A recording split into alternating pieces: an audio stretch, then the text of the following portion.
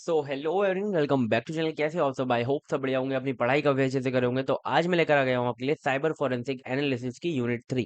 और as compare to unit 1 and unit 2, ये जो यूनिट 3 है थोड़ी सी छोटी है, ठीक है, उनके कंपैरिजन में। और हमने यूनिट 1 एंड यूनिट 2 अब तक कंप्लीट कर ली है, पूरा सिलेबस अच्छे से देख लिया था। आपको अगर अभी तक साइबर फोरेंसिक एनालिसिस की प्लेलिस्ट नहीं मिली है तो डिस्क्रिप्शन में आपको लिंक मिल रहा होगा, वहां से जाके जल्दी से चेकआउट करो, ठीक है, उसे देखो। तो यूनिट 3 को हम पढ़ते हैं जल्दी से, बिना देरी करे, है ना। तो यूनिट 3 का हम थोड़ा सा सिलेबस डिस्कस करें तो यहाँ पर हम देखेंगे कि इन्वेस्टिगेशन क्या होता है। बेसिकली इसके अंदर हम देखने वाले हैं पूरे यूनिट के अंदर कि हम कैसे साइबर क्राइम के लिए इन्वेस्टिगेट करते हैं, ठीक है। कौन कौन से ऐसे इन्वेस्टिगेशन होते हैं, जैसे मतलब टाइप्स उसके देखेंगे।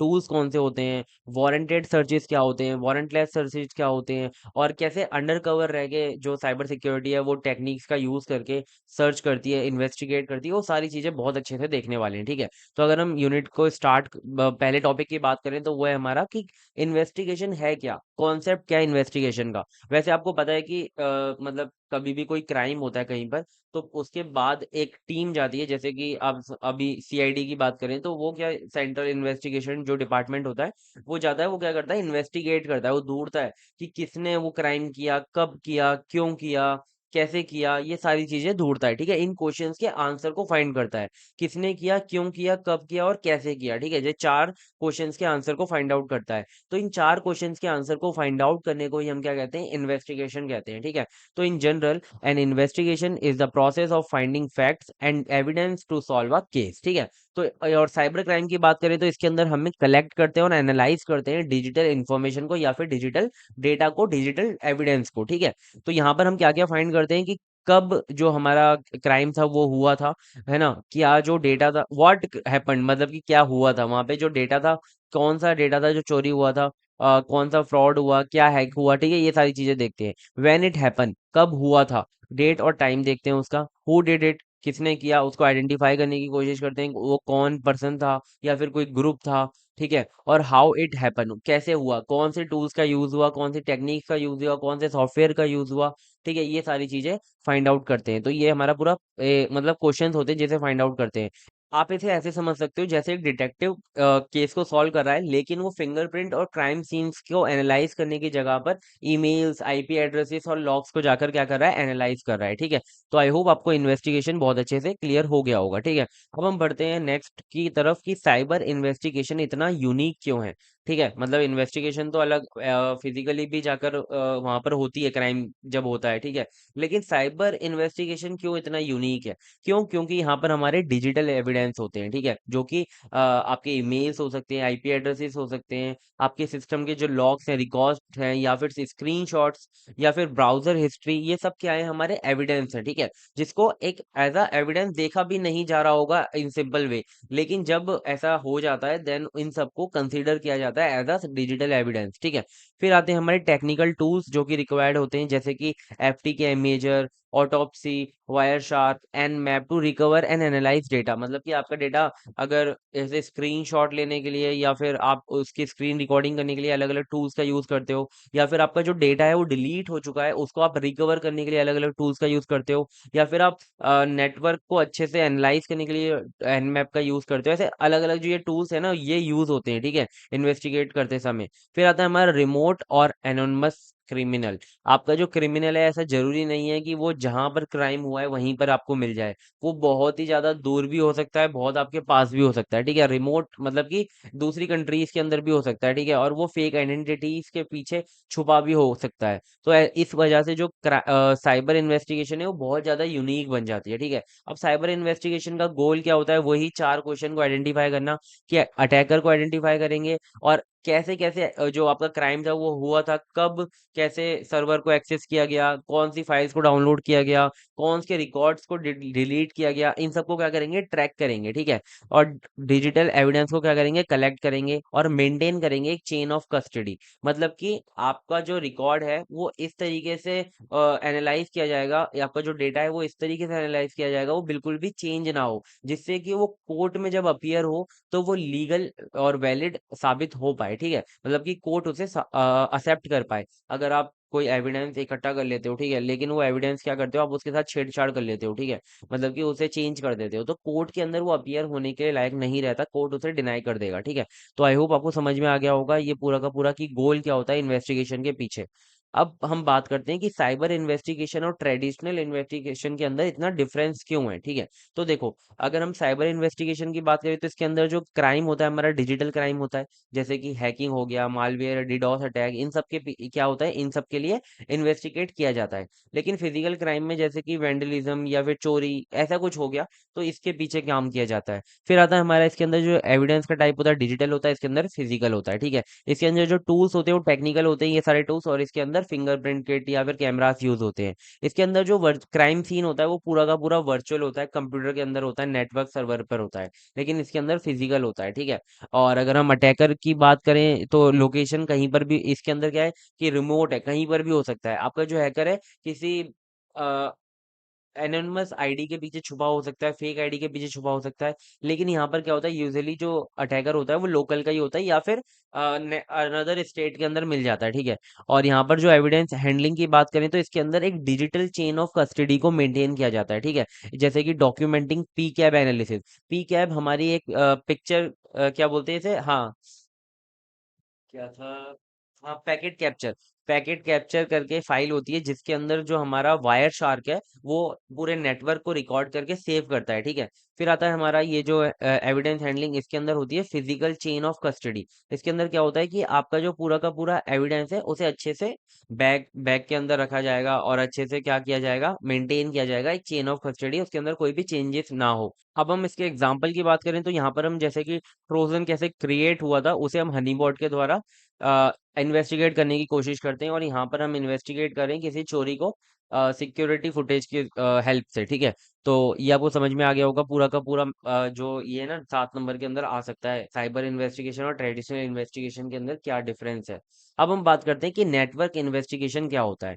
तो देखो, पूरा का पूरा जो काम होता है वो नेटवर्क पे ही होता है, आपका जो सिस्टम होता है वो इंटरनेट से कनेक्टेड होता है तभी सारा काम हो रहा होता है, ठीक है। और आपका सिस्टम या फिर जो अलग अलग सिस्टम है वो नेटवर्क के अंदर एक होते हैं, ठीक है। जो एक कंप्यूटर नेटवर्क होता है उसके अंदर सारा काम हो रहा होता है। तो नेटवर्क को एनालाइज करना बहुत ज्यादा जरूरी होता है, ठीक है। मतलब कि आप समझो कि जैसे कोई भी देश के अंदर कुछ भी दिक्कत होती है, ठीक है, कोई भी क्राइम होता है, ठीक है, तो सबसे पहले चेक करने के लिए क्या किया जाता है, चेक पोस्ट्स जो इतने भी होते हैं, जो हमारे चेक पॉइंट्स होते हैं रोड्स पर, वहां पर क्या होता है चेकिंग चालू हो जाती है रोड्स रोड्स पे कारों की, ठीक है। तो ऐसे ही यहाँ पर क्या होता है नेटवर्क इन्वेस्टिगेशन होता है कि पूरा का पूरा जो पाथ है, जो रूट है, उसे चेक किया जाता है, ठीक है।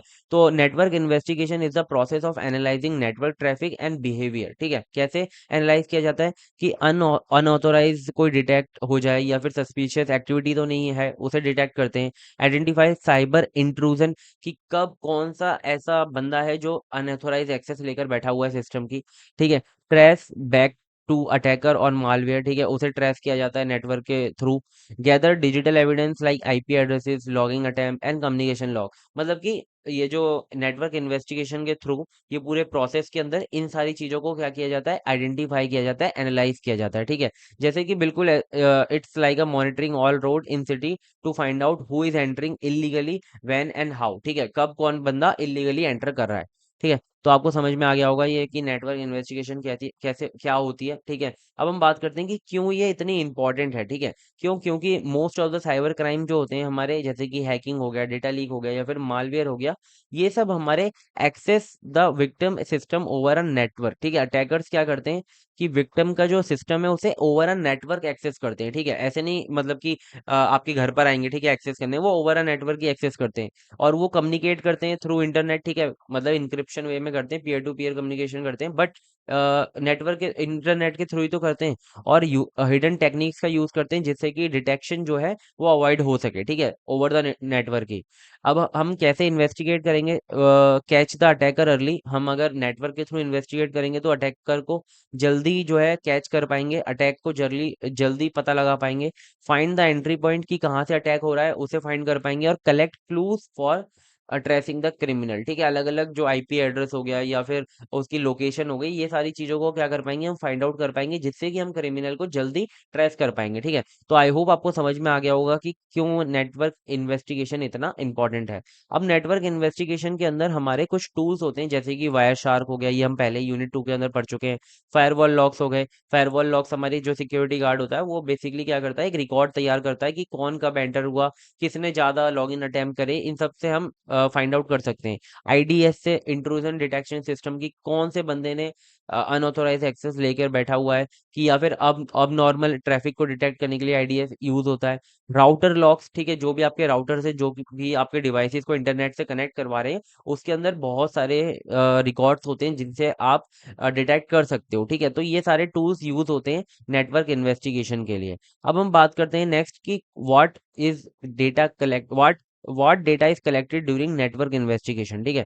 जब नेटवर्क इन्वेस्टिगेशन होता है तो कौन कौन सा डेटा कलेक्ट किया जाता है, तो मैंने आपको बता चुका हूँ कि आईपी एड्रेस जो लॉजिकल एड्रेस है वो कलेक्ट किया जाएगा, आपका जो सिस्टम है उसका, और मैक एड्रेस, और पोर्ट।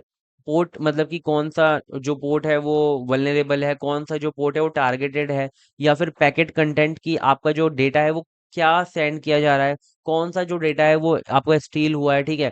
और टाइम स्टैम्प कब चीजें हो रही हैं, ठीक है, टाइम स्टैम्प के साथ वो सारी चीजें, ठीक है। तो ये सारी चीजें क्या की जाती हैं, कलेक्ट की जाती हैं जब एक नेटवर्क इन्वेस्टिगेशन होता है, ठीक है। इन सारी चीजों को कलेक्ट करके हम क्रिमिनल की तरफ मतलब पता लगा सकते हैं उसका, ठीक है, इजीली।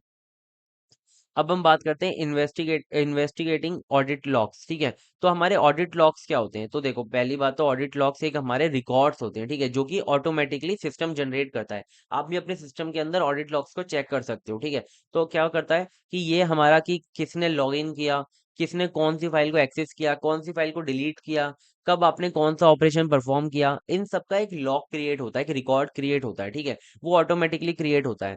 तो उस वो काफी हेल्पफुल होता है जब हम इन्वेस्टिगेट कर रहे होते हैं। That track very important action और इवेंट परफॉर्म बाय यूजर और सिस्टम, ठीक है। So think of it like CCTV footage of the digital activities that happen in a system, मतलब सिस्टम के अंदर जो भी होगा उस सबको क्या कर दिया जाएगा, रिकॉर्ड कर लिया जाएगा, जैसे कि एक सीसीटीवी जो कैमरा होता है वो रिकॉर्ड करता है, ठीक है।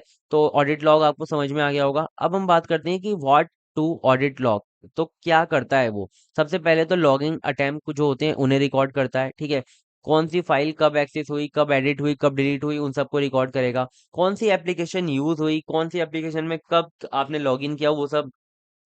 सिस्टम चेंजेस की आपने कौन सी सिस्टम की कॉन्फ़िगरेशन को या फिर सेटिंग को चेंज किया, या फिर आपने कोई क्या बोलते हैं अपने जो एंटी मालवेयर या फिर एंटी क्या बोलते हैं वायरस जो होते हैं हमारे सिस्टम के अंदर, उन सबको बंद तो नहीं किया है। इन सबको भी लॉग रिकॉर्ड करके रख लेता है, ठीक है। नेटवर्क एक्टिविटी सबको, कि कौन से आईपी से, एक्सटर्नल आईपी से कनेक्शन बनाया गया, ये सारी चीजें भी रिकॉर्ड करके रखी जाती हैं, ठीक है। अब ये इतना इंपॉर्टेंट क्यों है, क्योंकि जो यूजर का पूरे एक्शंस हैं उन सब के ट्रैक को हम अच्छे से पता लगा सकते हैं, ठीक है। और हम अनऑथराइज एक्सेस को भी डिटेक्ट कर सकते हैं। हम कहाँ से डेटा लीक हो रहा है उसे भी फाइंड आउट कर सकते हैं, कि कौन सी फाइल हमारी एक्सेस हुई, कब कॉपी हुई, ठीक है। और हम अटैकर के एक पैटर्न को अच्छे से अंडरस्टैंड कर सकते हैं, कि कैसे अटैकर जो है अटैक कर रहा है, कौन कौन से मेथड्स का वो यूज कर रहा है। ब्रूट फोर्स अटैक कर रहा है वो, मतलब अटेम्प्ट करता ही जा रहा है, उसे पता नहीं है, या फिर मालवेयर इंस्टॉल कर रहा है, या फिर इनसाइडर थ्रेट्स दे रहा है, ठीक है। तो ये सारी एक पैटर्न आप फाइंड आउट पता लगा सकते हो, कि एक पैटर्न क्या रहने वाला है आपके अटैक का, या फिर क्या था आपके पैटर्न अटैक का।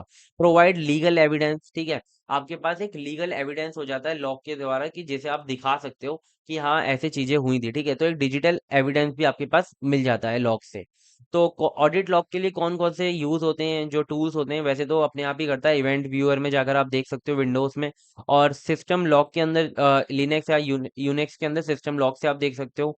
और आप अगर इस पूरे जो लॉग है उसे फिल्टर करना चाहते हो, तो आप SIEM टूल का यूज कर सकते हो, ठीक है। जैसे कि Splunk हो गया या फिर ELK स्टैक हो गया, इनका आप यूज कर सकते हो एनालाइज करने के लिए, ये जो लॉग्स हैं उनका, ठीक है। वैसे तो सिस्टम अपने आप ही इन्हें क्या करता है, रिकॉर्ड करके रखता है। तो आई होप आपको समझ में आ गया होगा ऑडिट लॉग्स क्या हैं, और क्यों किए जाते हैं, क्या वो कलेक्ट करते हैं, और क्यों ये इतने इंपॉर्टेंट होते हैं, ठीक है। अब हम बात करते हैं इन्वेस्टिगेटिंग वेब अटैक्स। अब वेब जो भी वेबसाइट्स या फिर वेब एप्लीकेशंस पे जो अटैक होते हैं उन्हें इन्वेस्टिगेट करते हैं, ठीक है। यहाँ पर web attacks are cyber crimes that target website और वेब एप्लीकेशन जैसे कि ऑनलाइन बैंकिंग पोर्टल हो गया, या फिर कोई अमेजोन या फिर फ्लिपकार्ट जैसी ई कॉमर्स वेबसाइट हो गई, या फिर कोई गवर्नमेंट पोर्टल हो गया, ठीक है, उनको क्या किया जाता है, अटैक किया जाता है। ये ज्यादातर डीडोस अटैक किया जाता है या फिर एसक्यूएल इंजेक्शन किया जाता है, जिससे कि ये पूरी की पूरी जो साइट होती है वो क्रैश कर जाती है, और जो लेजिट यूजर है वो उसे एक्सेस नहीं कर पाते, ठीक है।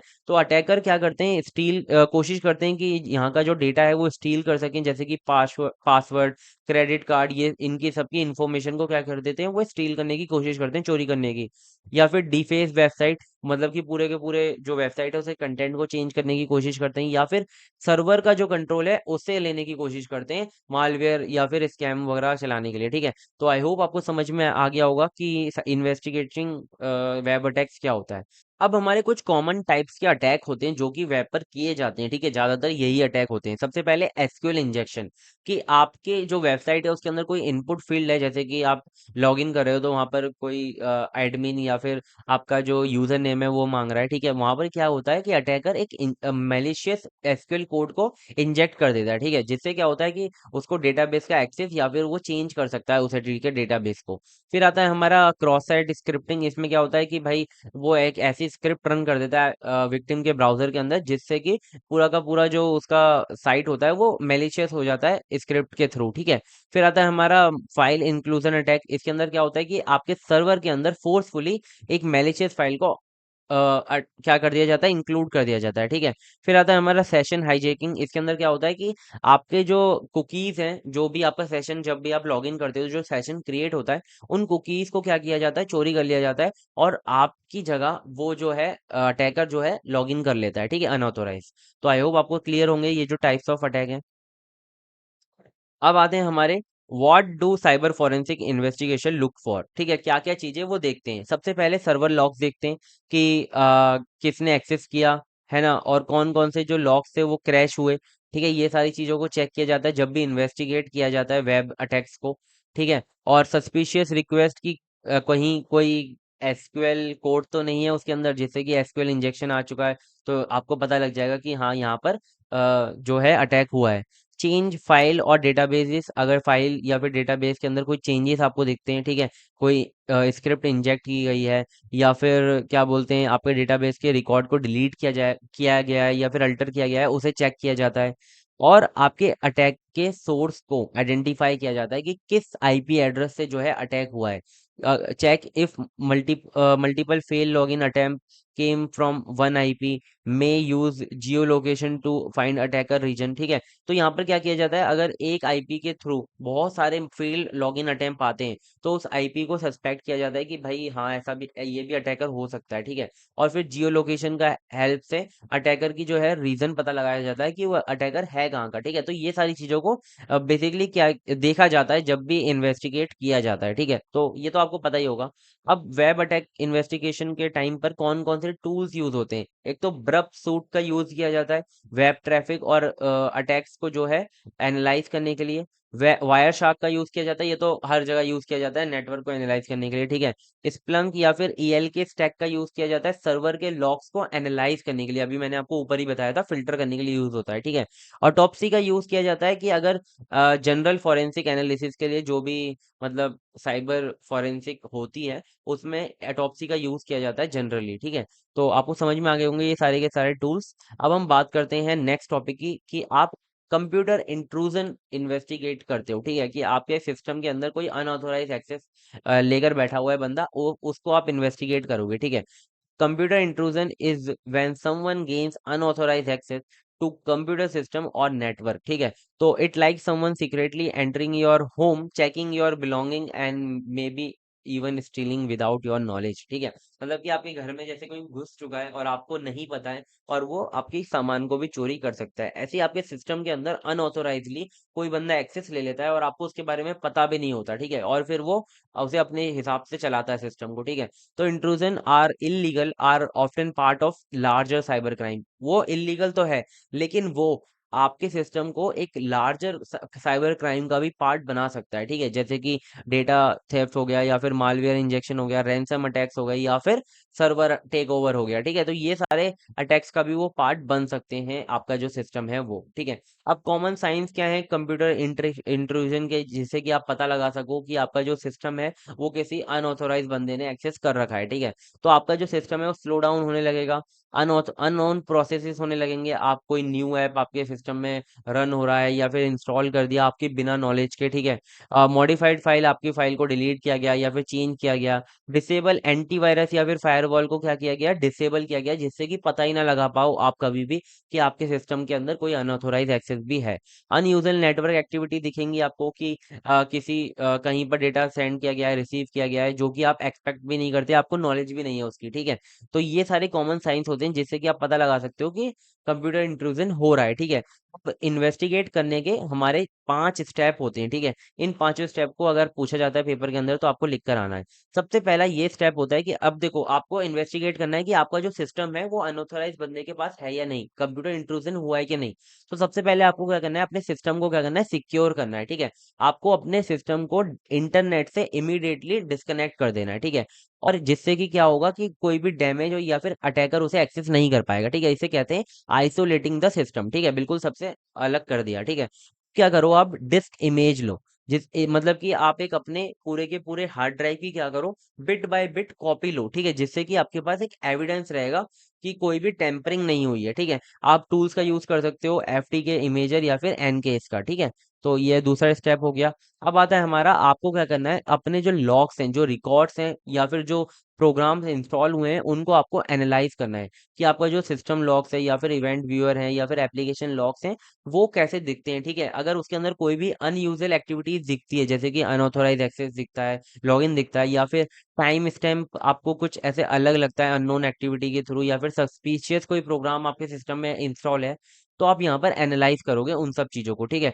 फिर आप क्या करोगे, एंट्री पॉइंट को आइडेंटिफाई करोगे। अगर आपको यहाँ पे लगता है तो आपको लगता है कि हाँ ऐसा हुआ है, तो आप एंट्री पॉइंट को आइडेंटिफाई करोगे कि कैसे अटैकर आपके सिस्टम के अंदर घुसा, ठीक है। फिशिंग मेल, ईमेल के थ्रू घुसा है, या फिर वल्नरेबल कोई सॉफ्टवेयर है आपके पास, या फिर वीक पासवर्ड है आपका, ठीक है। और आप फिगर आउट करोगे कि अटैकर ने क्या क्या एक्सेस किया, फाइल्स को, क्रेडेंशियल को, या फिर मेल्स को, ठीक है। इन सबको भी आप चेक करोगे। फिर आता है फिफ्थ, आप क्या करोगे, डॉक्यूमेंट कर लोगे हर एक चीज का, कि आपके पास सारी चीजें हो गई। अब आप क्या करोगे, सारे के सारे डॉक्यूमेंट्स को, एविडेंस को क्या करोगे, मेंटेन करोगे, और एक चेन ऑफ कस्टडी बनाओगे, proper record of every step taken, ठीक है। तो this ensure digital evidence is admissible in court, ठीक है। आप इसे कोर्ट के अंदर भी सबमिट कर सकते हो, ठीक है। और आप अपना केस फाइल कर सकते हो। तो आई होप आपको समझ में आ गया होगा कि क्या क्या स्टेप होते हैं, बहुत क्लियरली समझ में आ गए, ठीक है। कौन कौन से टूल्स यूज होते हैं जब भी आप ये करते हो कंप्यूटर इंट्रूजन इन्वेस्टिगेशन, ठीक है। तो इसके अंदर टूल्स यूज होते हैं हमारे, FTK imager, autopsy, process hacker, ये सबको आप पता लगा सकते हो, ठीक है। मतलब कि इन कुछ का नाम याद कर लो, ये सबके अंदर लिख कर आ जाना, ठीक है। अब हम बात करते हैं प्रोफाइलिंग इन साइबर क्राइम। अब देखो, जब भी साइबर क्राइम होता है ना, तो उसका क्या किया जाता है, एक प्रोफाइल तैयार किया जाता है जो भी क्रिमिनल है उसकी, ठीक है।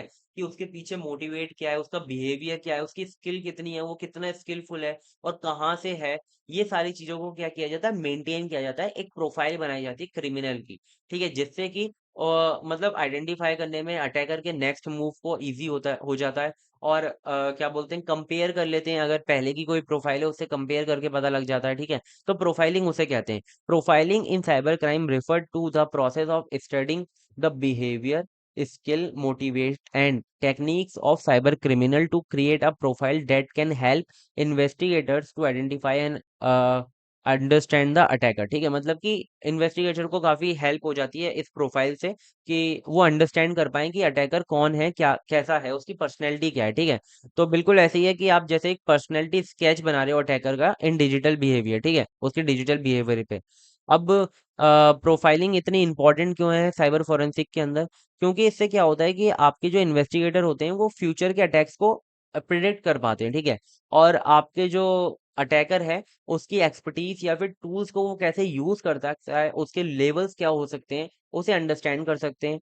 और इंसाइट इनटू द अटैकर गोल, कि वो मनी के लिए कर रहा है, रिवेंज के लिए कर रहा है, या फिर फन के लिए कर रहा है, या फिर उसकी आइडियोलॉजी ही ऐसी है, ठीक है। इन सबको भी पता लगाया जा सकता है, ठीक है, अटैकर के एंड से क्या चीजें होने वाली हैं, ये इन्वेस्टिगेटर पहले ही प्रेडिक्ट कर सकते हैं, ठीक है। जो साइबर प्रोफाइल होती है वो दो तरीके से बनाई जा सकती है, ठीक है। एक तो होता है हमारा साइबर क्रिमिनल प्रोफाइल, ठीक है, और एक होता है हमारा स्टाइलोमेट्रिक टेक्निक, जिसे स्टाइलोमेट्री भी कहा जाता है, ठीक है। अब साइबर क्रिमिनल प्रोफाइलिंग के अंदर हम फाइंड आउट करते हैं कि कौन क्रिमिनल है, कुछ चीजों को चेक करके, ठीक है, उसके बिहेवियर को चेक करके। और यहाँ पर हम चेक करते हैं कि उसकी ग्रामर कैसी है, उसकी टोन कैसी है, उसके जो अल्फाबेट्स हैं वो कैसे हैं, ठीक है, मतलब कि टेक्स्ट को चेक किया जाता है यहाँ पर। तो और यहाँ पर बिहेवियर को कहीं ना कहीं चेक किया जाता है। तो हम एक एक करके दोनों को पढ़ लेते हैं। यहाँ पर हम अटैकर का कैसे फोकस करेंगे, स्टडी करेंगे कि उसका अटैक का टाइम क्या है, ठीक है, वो टाइम जोन क्या है, कब वो काम करता है, कब अटैक करता है, ठीक है, कौन से टूल्स का वो यूज कर रहा है, उसकी टेक्निकल स्किल कितनी है, वो वीक टूल्स का यूज कर रहा है, हाई प्रोफाइल टूल्स का यूज कर रहा है, उसका पैटर्न क्या है अटैक करने का, क्या वो ग्रुप में अटैक कर रहा है या फिर सोलो एक्टर है वो, ठीक है। और क्या बोलते हैं, टारगेट चॉइस की, वो क्यों ऐसा कर रहा है, पर्सनली है या फिर फाइनेंशियल के लिए, पॉलिटिकल मोटिवेट है वो, ठीक है। तो इन सबको भी फाइंड आउट करते हैं। जैसे कि if most attacks happen between एक एएम से लेकर 4 AM तक इंडियन टाइम के, मतलब कि रात के 1 बजे से 4 बजे तक क्या होता है, अटैक करता है कोई, ठीक है। और वो अगर एडवांस इंक्रिप्शन टूल्स का यूज कर सकता है, तो हमें पता लग जाता है कि वो जो अटैकर है वो हमारा फॉरेन का है, और वो काफी स्किलफुल है, ठीक है। तो ये कैरेक्टरिस्टिक्स से हम पता लगा सकते हैं उसके रीजन का, ठीक है। तो आई होप आपको समझ में आ गया। अब हम बात करते हैं स्टाइलोमेट्रिक टेक्निक की, ठीक है, जिसे स्टाइलोमेट्री भी कहा जाता है। इसके अंदर हम पर्सन को आइडेंटिफाई करते हैं कि उसकी राइटिंग स्टाइल के थ्रू, ठीक है, कि उसकी ग्रामर को कैसे वो यूज कर रहा है, कहीं उसके अंदर तो गलती नहीं है, सेंटेंस स्ट्रक्चर के बेस पर, वोकेबलरी चॉइसेस के बेस पर, या फिर उसकी टाइपिंग स्पीड या टाइपिंग पैटर्न पर, या फिर उसके पंचुएशन हैबिट्स पर, ठीक है। इन सबको हम आइडेंटिफाई करते हैं और पहले के रिकॉर्ड से मैच करते हैं और पता लगाते हैं कि ये कहाँ से हो सकता है और कौन हो सकता है, ठीक है। तो यहाँ पर यूजफुल ये इसके लिए ज्यादातर, जहां पर अगर आपके पास फिशिंग ईमेल्स आती हैं, या फिर ब्लैकमेल मैसेजेस आते हैं, या फिर कोई ऑनलाइन फॉरम पोस्टेड्स होते हैं, तो वहां पर अगर आप इसे मतलब स्टाइलोमीटर का यूज करते हो तो ज्यादा बेनिफिशियल होता है, ठीक है। तो कौन कौन से टूल्स होते हैं स्टाइलोमीटर के लिए, जे स्टाइलो है, राइट प्रिंट्स है, और सिग्नेचर स्टाइलोमीटर लाइब्रेरी है पाइथन के अंदर, ठीक है। तो इन सब आप टूल्स का यूज करके स्टाइलोमीटर्स की हेल्प से आइडेंटिफाई कर सकते हो जो प्रोफाइल है साइबर क्रिमिनल की, ठीक है। तो स्टाइलोमीटर का एक हमारा छोटा सा एग्जांपल है कि यहाँ पर हमारे पास एक ईमेल ए है और ईमेल बी है। यहाँ पर लिखा है dear sir your account is suspected, click here to reactivate. और दूसरे ईमेल में लिखा है hi sir your account has been suspended, click here immediately. दोनों ही पता लग रहे हैं कि भाई फिशिंग मेल ईमेल्स हैं, लेकिन यहाँ पर जो स्टाइलोमेट्रिक है वो टूल एनालाइज करेगा कि ये जो दोनों हैं वो फेक भी हो सकते हैं, ठीक है, लेकिन इसके अंदर जो स्पेलिंग एरर्स है उनको, फ्रेज के स्ट्रक्चर को, इन सबको आइडेंटिफाई करने के बाद ये बता देगा कि ये जो एक क्या बोलते हैं मेल, एक या फिर दोनों जो मेल हैं वो किसी एक ऐसे बंदे से भी मिल सकते हैं जो कि ऐसा पहला मेल भेज चुका है, ठीक है। मतलब कि आप कंपेयर करोगे पहले किसी बंदे से और आप पता लगाओगे कि कौन बंदा ये मेल भेज सकता है, ठीक है। तो आई होप आपको समझ में आ गया होगा, ठीक है। अब नेक्स्ट टॉपिक आता है हमारा वारंटेड एंड वारंटलेस सर्चेस, ठीक है। तो वारंटेड सर्चेस वो होते हैं जिसपे आपके पास कोर्ट का या फिर जज के वारंट होते हैं कि आप इसे सर्च कर सकते हो, ठीक है, इस डिवाइस को, इस इंफॉर्मेशन को, इस प्लेस पर आप क्या कर सकते हो, सर्च कर सकते हो, आपके पास वारंट है। लेकिन जब आपके पास वारंट नहीं होता फिर भी आप उसे सर्च करते हो तो वो होता है वारंटलेस सर्चेस, ठीक है। तो आपके दोनों का एक अच्छा ओवरव्यू मिल गया, ठीक है। तो warranted search is when law enforcement, जैसे कि आप पुलिस हो गई या फिर साइबर क्राइम हो, पुलिस ऑफिशियल्स हो गए, उनके पास एक परमिशन होती है कोर्ट से या फिर जज से कि वो सर्च कर सकते हैं, ठीक है। तो वो होते हैं हमारे वारंटेड सर्च। अब ये इतना इंपॉर्टेंट क्यों है, इससे क्या होता है कि इंडिविजुअल की, हर एक बंदे की प्राइवेसी जो राइट्स हैं वो प्रोटेक्टेड रहते हैं, ठीक है। मतलब कि किसी की प्राइवेसी को आप एक्सप्लॉइट नहीं करते, ठीक है। Make sure the investigation is legal, इससे क्या होता है कि आपका जो इन्वेस्टिगेशन है वो लीगल रहता है। Any evidence collected can be used in court, और आप उस टाइम पर जो भी एविडेंस को कलेक्ट करते हो तो वो कोर्ट के अंदर आप यूज कर सकते हो क्योंकि आपके पास वारंट है, ठीक है। आप एक एग्जांपल लेते हैं कि एक मतलब पुलिस ने क्या किया, एक हैकर को सस्पेक्ट किया कि भाई ये हैकर है, ये ऐसा काम कर रहा है, ये इलीगल डेटा को लैपटॉप के अंदर क्या कर रहा है, स्टोर कर रहा है, ठीक है। तो क्या करती है पुलिस, अप्लाई करती है वारंट के लिए, सर्च वारंट के लिए कि भाई हमें ये बंदे के ऊपर ऐसे दिक्कत है, वो अप्लाई कर दिया, ठीक है। और जज ने अलाउ कर दिया कि आप जाओ भाई ढूंढो, ठीक है। अब ये क्या करेगी, पुलिस जाएगी डायरेक्टली डिवाइस को क्या करेगी, चेक करेगी और एविडेंस को कलेक्ट करेगी लीगली, ठीक है। तो ये होता है हमारा वारंटेड सर्च। अब हम बात करते हैं वारंट लेस सर्च की, ठीक है। तो यहाँ पर क्या होगा कि warrantless search means law enforcement does not wait for court order. Court order का वो वेट ही नहीं करेंगे, ठीक है, वो डायरेक्टली जाकर इमिडिएटली एक्शन लेंगे, ठीक है। But only in special situations, कुछ ही ऐसी सिचुएशन है जिसके अंदर जो है पुलिस वाले या फिर जो क्राइम ऑफिशियल्स हैं वो क्या कर सकते हैं, और साइबर क्राइम ऑफिशियल्स हैं, वो यहाँ पर जाकर एक्शन ले सकते हैं, ठीक है। अगर वो ऐसा कहीं ऐसे नहीं कर इन सिचुएशन के बाहर जाते हैं तो वो इलीगल हो जाएगा, ठीक है। तो कौन कौन सी ऐसी सिचुएशन है, तो नेशनल इमरजेंसी के टाइम पर, जैसे कि कोई भी कंट्री के अगेंस्ट साइबर थ्रेट आता है अगेंस्ट, तो वहां पर यूज हो सकता है ये। इमीडिएट रिस्क टू लाइफ, ठीक है, मतलब online threat to bomb a school या फिर हॉस्पिटल, वहां पर यूज हो सकता है। या फिर ऑन गोइंग साइबर अटैक, जैसे कि रैंसम अटैक इन लाइव और need to be stop immediately, मतलब कि लाइव कोई चल रहा है कि मैं इसे मार दूंगा अगर आपने मुझे इतने पैसे नहीं दिए, या फिर मैं इस पूरी वेबसाइट को हैक कर दूंगा अगर आपने मुझे ऐसे पैसे नहीं दिए। तो ये बिल्कुल क्या है कि यहाँ पे लाइव चल रही है चीजें, तो ठीक है, तो वो वेट नहीं कर सकता कोर्ट के ऑर्डर का, तो यहाँ पर आपको इमीडिएटली एक्शन लेना पड़ता है, ठीक है। तो इन ये सारी सिचुएशंस होती हैं। जैसे कि हम एक एग्जांपल ले रहे हैं कि एक डिडोस अटैक हुआ है हॉस्पिटल सर्वर पे, तो यहाँ पर क्या है, पुलिस वाले क्या करेंगे, वेट नहीं करेंगे कोर्ट के ऑर्डर का, वो डायरेक्टली एक्शन लेंगे, ठीक है, क्योंकि हॉस्पिटल का सर्वर बहुत इंपॉर्टेंट है। तो आई होप आपको क्लियर होंगे ये दोनों जो टॉपिक थे, इनके बीच में डिफरेंस आ सकता है, ठीक है, 7 नंबर में, तो आप आराम आराम से लिख के आ सकते हो, ठीक है, एग्जाम्पल के साथ। अब हम बात करते हैं अंडर कवर टेक्निक्स की, ठीक है। तो अंडर कवर का मतलब होता है कि बिना बताए, या फिर मतलब कि जैसे कि कोई पुलिस वाला है वो नॉर्मल रहकर इन्वेस्टिगेट करता है, उसे हम कहते हैं अंडर कवर, ठीक है। तो under cover techniques involve law enforcement officers और cyber investigator pretending to be someone else, जैसे कि वो बायर या फिर सेलर या फिर फेलो हैकर का रोल जो है वो अपनाते हैं। वो एक साइबर इन्वेस्टिगेटर नहीं बनते, ठीक है, मतलब कि वो लोगों को ऐसे प्रिटेंड करते हैं कि मैं ऐसा हूँ, और फिर वो इन्वेस्टिगेट करते हैं, ठीक है। आपने मूवीज वगैरह में देखा होगा इसे, ठीक है। तो यहाँ पर ये क्यों होता है, क्योंकि ये इन्फॉर्मेशन को गैदर करना चाहते हैं और साइबर क्रिमिनल्स को कैच करना चाहते हैं और डिजिटल एविडेंस को कलेक्ट करना चाहते हैं, जिससे कि कोई भी रेजिंग सस्पिशियस, ठीक है, विदाउट आपको वो मतलब पता ना लग सके कि आप साइबर पुलिस वाले हो या फिर क्या बोलते हैं साइबर इन्वेस्टिगेटर हो। आप बिल्कुल उनकी तरह बनकर जो है एविडेंस को कलेक्ट करोगे तो काफी अच्छा रहता है। बहुत सारी ऐसी सिचुएशंस होती है वहां पर, ठीक है।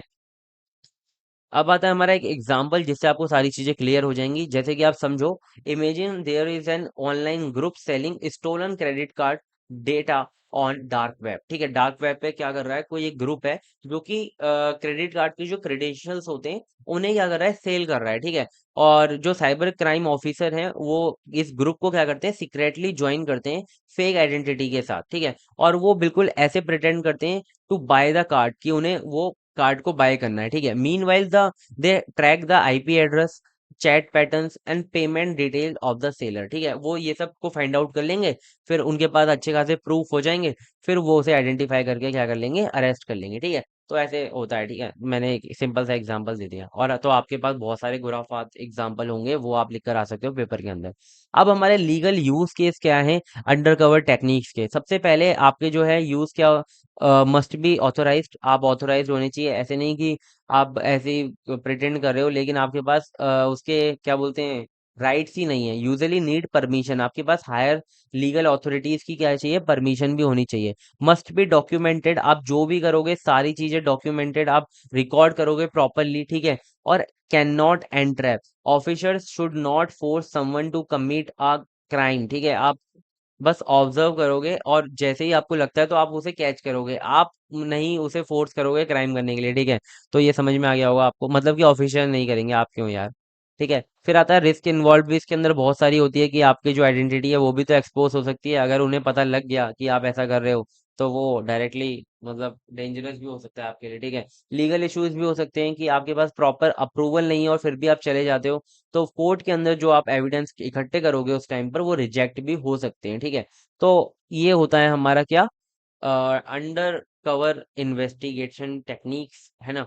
तो आई होप आपको ये पूरा की पूरी जो यूनिट है क्लियर हो चुकी होगी। यहाँ पर मैंने कुछ एक्सपेक्टेड क्वेश्चंस हैं जो कि एग्जाम के अंदर आ सकते हैं, वो मैंने लिखे हुए हैं, तो प्लीज इनको पढ़ लेना, ठीक है।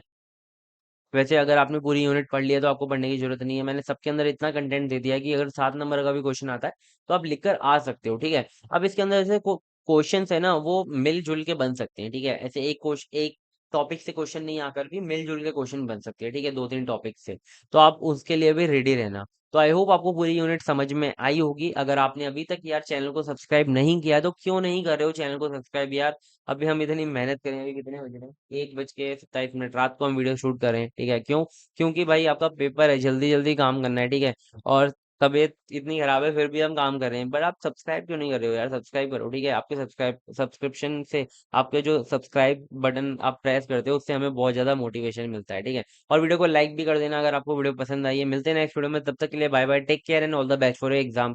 अच्छे से पढ़ो, अच्छे मार्क्स लाओ, ठीक है, बाय बाय।